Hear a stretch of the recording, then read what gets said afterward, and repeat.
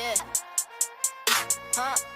Hey, I'm tryna win. I'm tryna win in the 716 and I'm making it big. I wanna live. I think I'm ready to try. Today is a really special day for me. It marks the start of a brand new chapter that I've been wanting to do for a very long time. For those that don't know me, and for the ones that do know me but didn't know this about me, I'm a retired athlete. I played basketball, I played softball, I swam and danced competitively, I cheerleaded, I boxed, and I did MMA.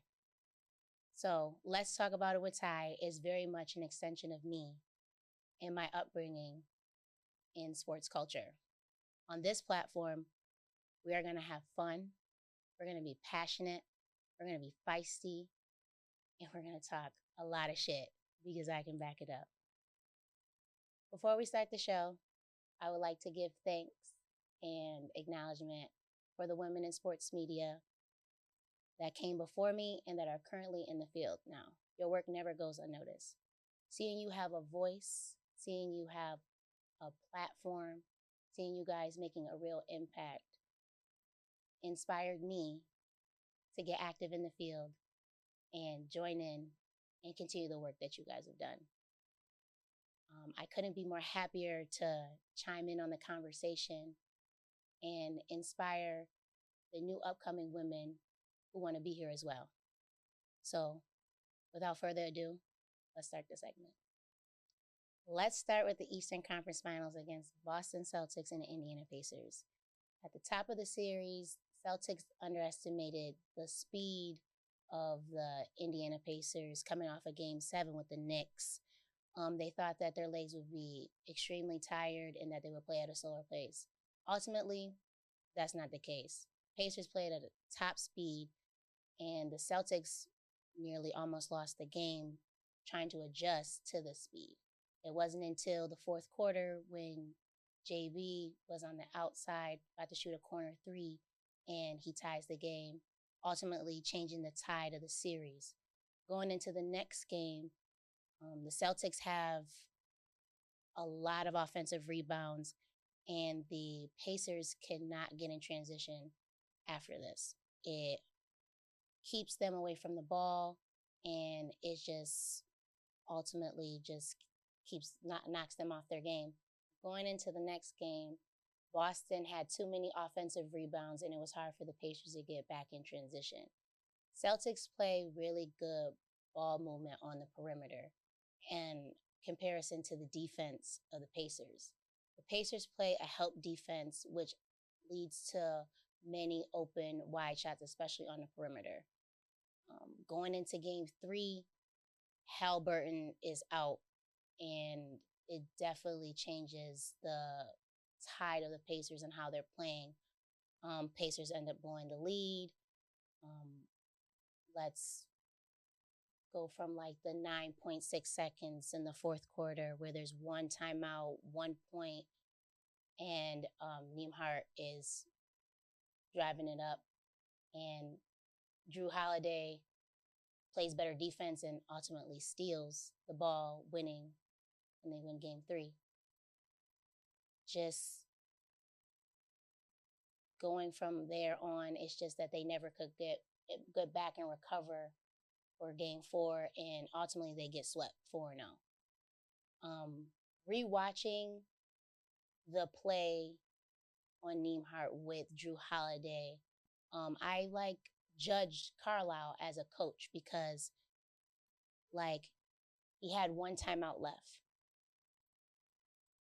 Should I call the timeout, get a play, a 2-point play that can ultimately change the tide and, ultimately win us the game?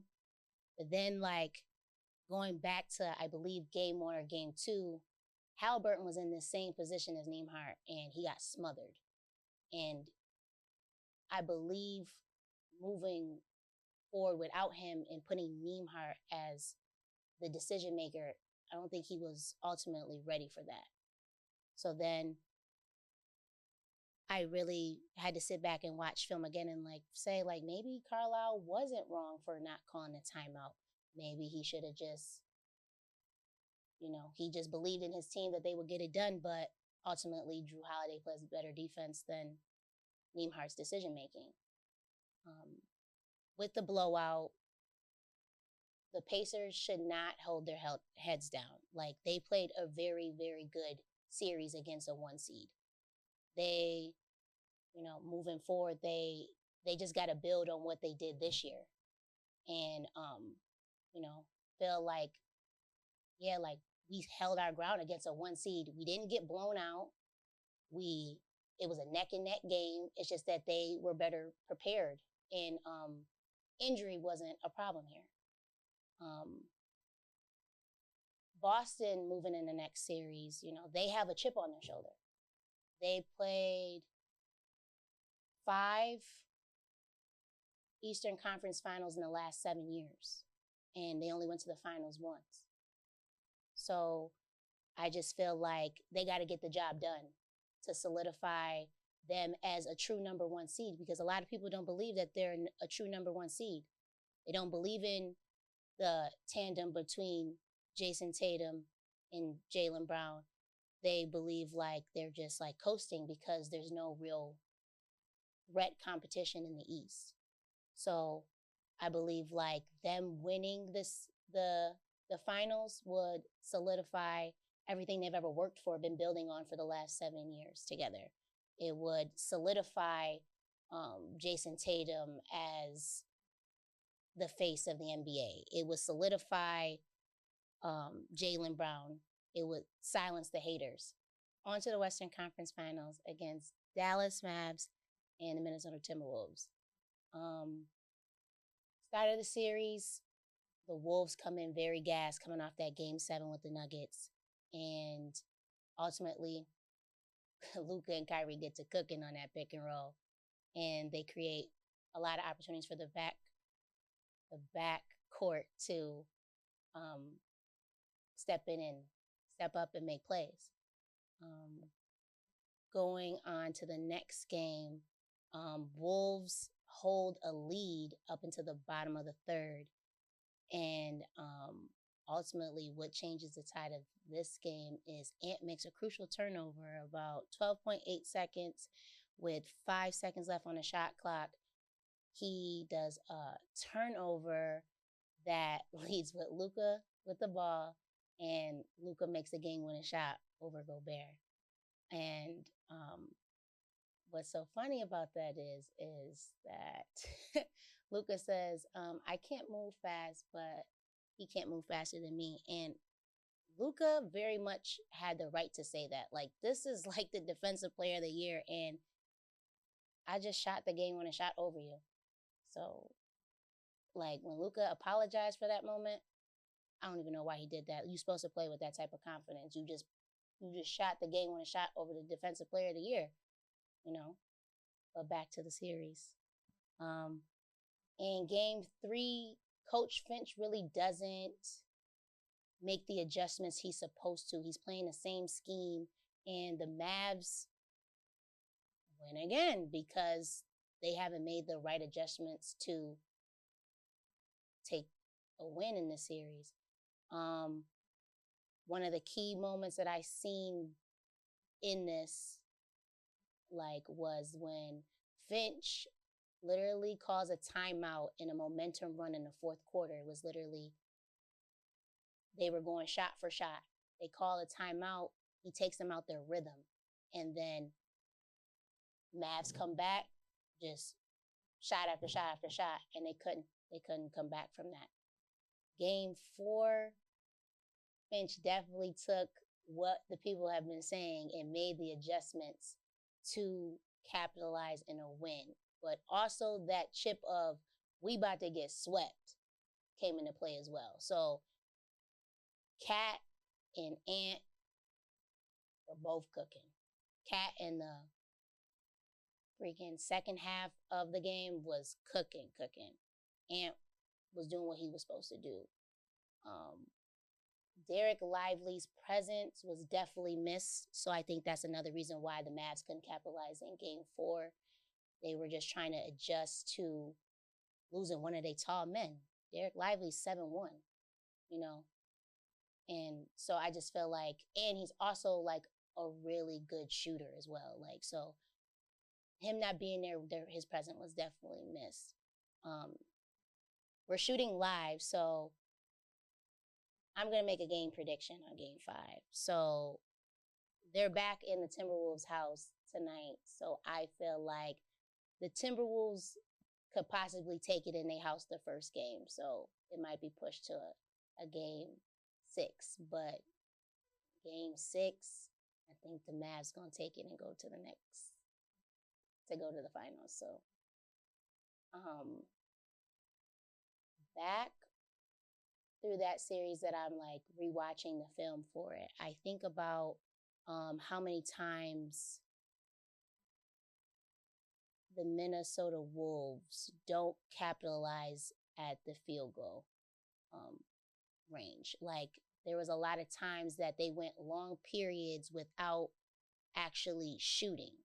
And that's not good in conference finals, because the whole point is to win a game.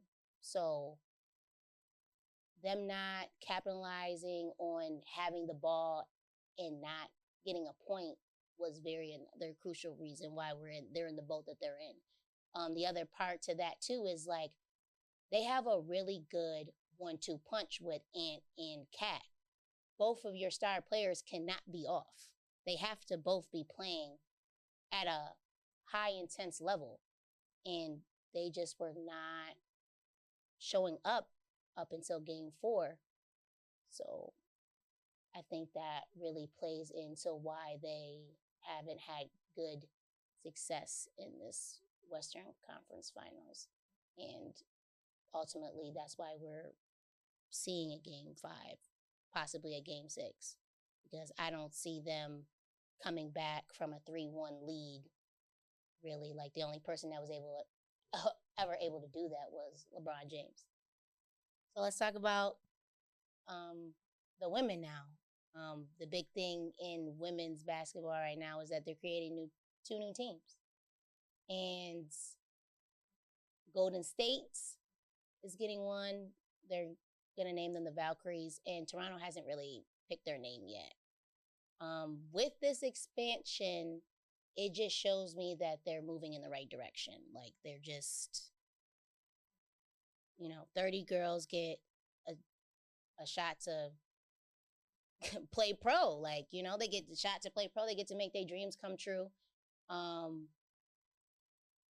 And I feel like this all really stemmed from the Women's March Madness. Like, they put on such a good performance that they seen that and saw that us viewers like really took women's sports seriously, and they saw it like, well, we got to expand. Like, we got to get better venues. We got to get them on chartered planes and stuff, like more endorsements. So I feel like this March Madness really was the catalyst to helping the WNBA expand into newer heights.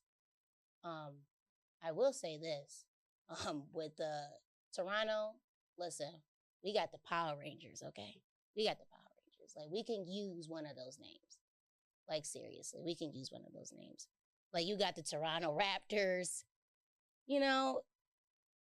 Kimberly from the Power Rangers was the Pterodactyls. We could do the Toronto Pterodactyls, Like, something from the Power Rangers, man. Like, something from the Power. Like, you got to stick to the dinosaur theme. The dinosaur theme. Like, it makes sense. Like, what are so funny? Like, what's so funny? What's so funny? Like, I'm being serious. Like, they could keep the dinosaur theme. Listen. I don't care what nobody say. I feel like they could do that, though. Like, what else would you go with the Raptors, though? Like, Golden State Warriors and Golden State Valkyries makes sense. Valkyrie is a woman warrior. We see it in Marvel. Like, so you got Toronto Raptors is a dinosaur, so keep the dinosaur theme. I'm saying, shoot. Power Rangers was a great show. Get one of them names. Get one of them names from them, okay? Like, listen, you can't, don't make sense to call them Toronto Sabertooth Tigers. Like, no, that doesn't roll off the tongue well. You got Toronto Raptors, pterodactyls. Come on now. Like, that sounds kind of cool, kind of edgy. Like, keep the dinosaur theme. Like, you know, it's so funny. Like, I thought about it. I was like, yeah, maybe they should call them the Toronto Mammoths. But no, I was like, it's around like the dinosaur themes. Dinosaur time, Ice Age. No, let's not do that. Let's not do that at all. But honestly, they need to do like keep the dinosaur theme. Okay? We're staying on the college topic. The NCAA just actually made a multi-billion-dollar agreement for the players to get paid directly from the school for the very first time. This includes damages from the past 10 years from current and past athletes. I think this is big. This is actually really big because, one, kids can stay in college and develop longer and still get paid. Like, they can stay in college and develop longer. And number two is just that, you know, some of these kids going into college are coming from rough circumstances. They come from, you know, mama probably didn't have enough money to get them certain places, get them certain things, and now they're able to, you know, profit off their name and their likeness. But with the part from the 10-year, they're going back 10 years with the damages and stuff for the past and the current. Two names really stick out for me with that because we didn't see two people scrutinized from it. Reggie Bush and Johnny Manziel. I think this agreement coming out ultimately is what got Reggie Bush back his Heisman Trophy. Like, they couldn't compensate for the damages they done with that because it's past statute of limitations. So I think this agreement helps him get to, like, the damage they done, they give it back to him. With the Johnny Manziel thing, I really don't know if he's within that 10-year radius because he gets drafted in 2014. Like, does he? Like, I don't know, but I remember Johnny Manziel. Johnny Manziel is basically why we got NIL deals because, like, I remember when he was playing, his jersey was like the most sold jersey. I think it was, I forgot what he says in his Johnny football documentary, but he basically says like his jersey was sold out, like, and they profited off like maybe like over $1 million off his name. So I just feel like I wonder if he's within that because I just remember there was so much scrutiny with him even being with going to see Drake courtside at the basketball games, the private PJ, like the PJ. So I just remember those things. So I just wonder if he's within this because I feel like he needs to be compensated for it because he very much is the reason why NIL deals is a big thing for kids. Like, he stuck his neck out for that. And I think he just needs to be compensated for it. No matter if he's a little bit like a year before it happened, but I feel like he is because he got drafted in 2014. Like, that's the Khalil draft. No, that's the Khalil Mack draft. So I feel like he's very much can get compensation for it. We're going to stay on this football talk, and we're going to talk about some notable OTAs.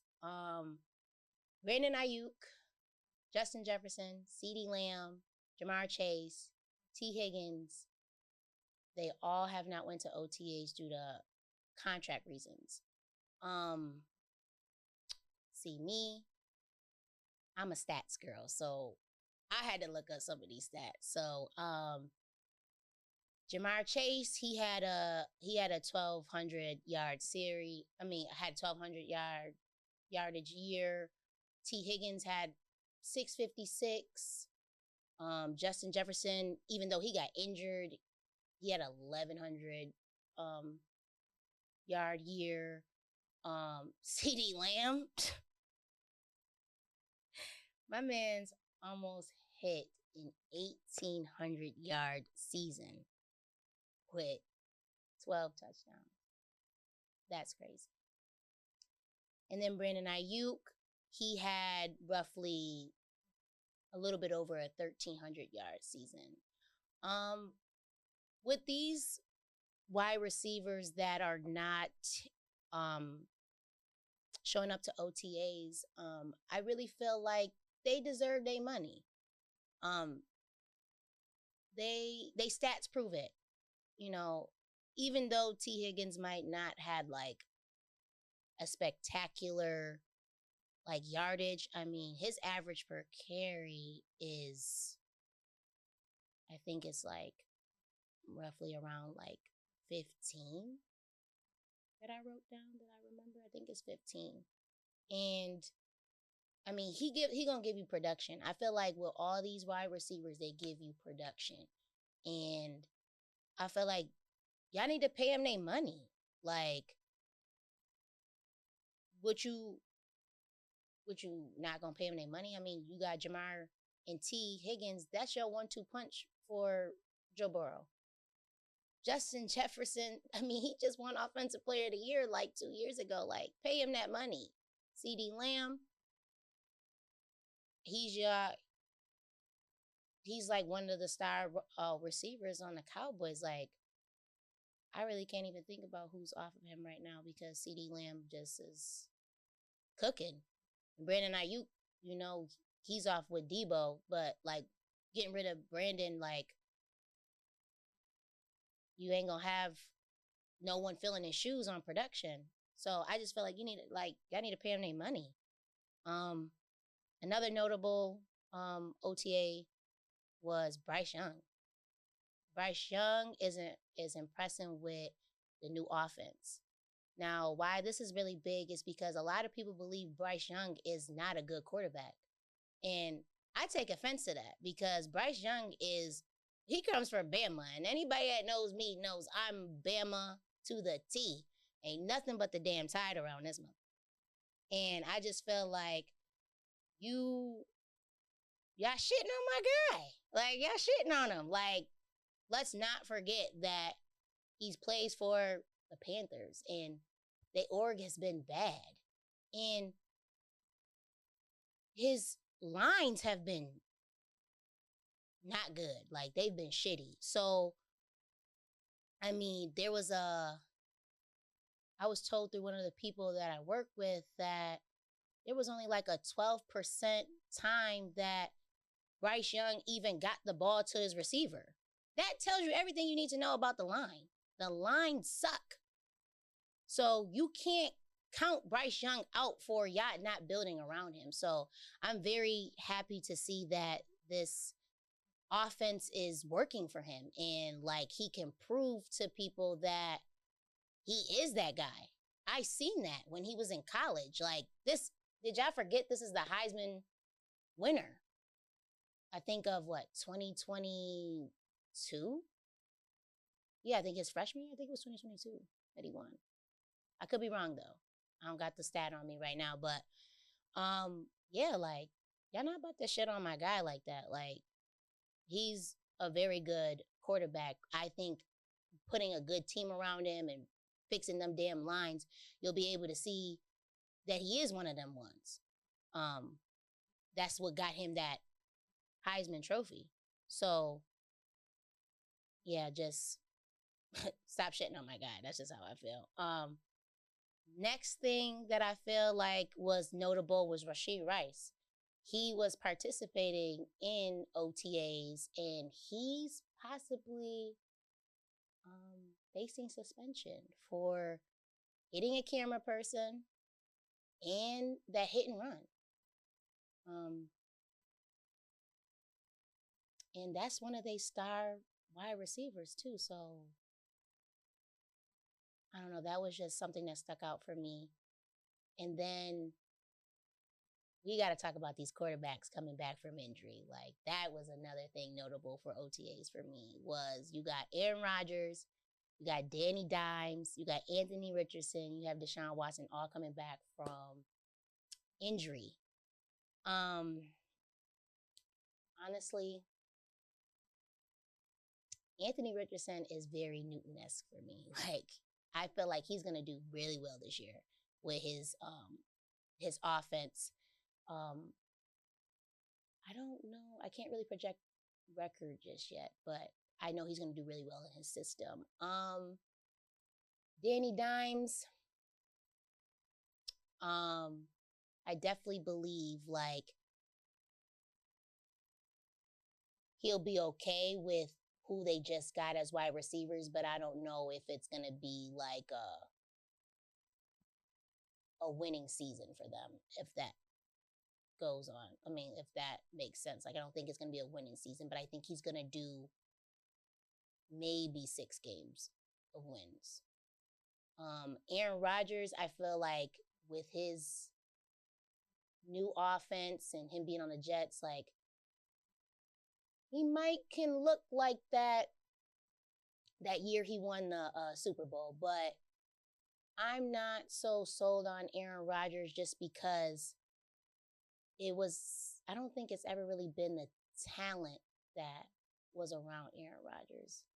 I just think it might be the system, but at the same time, like, the Jets really don't have a good system either. They just got good players.